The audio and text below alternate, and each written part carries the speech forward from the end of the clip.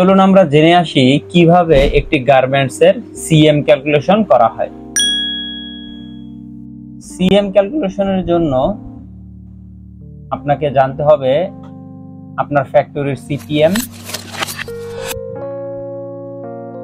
সাথে গুণ করতে হবে এসএমবি দিয়ে এবং এটিকে ভাগ করতে হবে এভারেজ এফিসিয়েন্সি দিয়ে।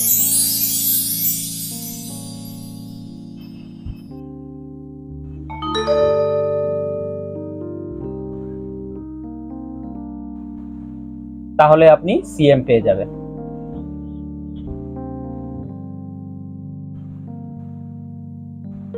যদি একটি গার্মেন্টস এর সিপিএম কস্ট পার মিনিট, তার মানে হলো প্রতি মিনিটে একটি ফ্যাক্টরির কস্ট ধরলাম $0.062 এবং উক্ত গার্মেন্টসটির এসএমবি হলো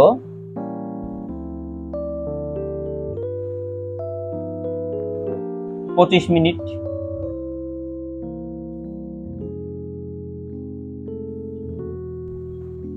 এবং এভারেজ এফিসিয়েন্সি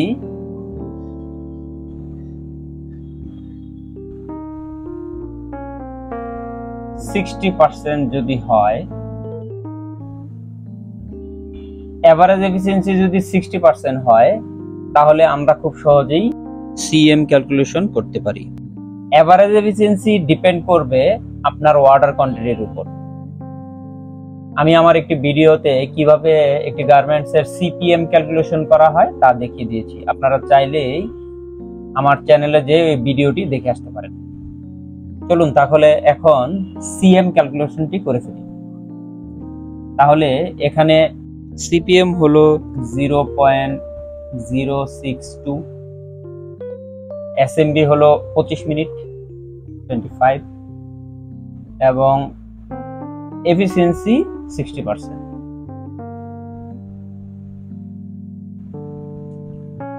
সেক্ষেত্রে ক্যালকুলেশন করে পাওয়া যায় 1.550 divided by 60% is equal to $2.58। তাহলে উক্ত গার্মেন্টস এর সিএম হলো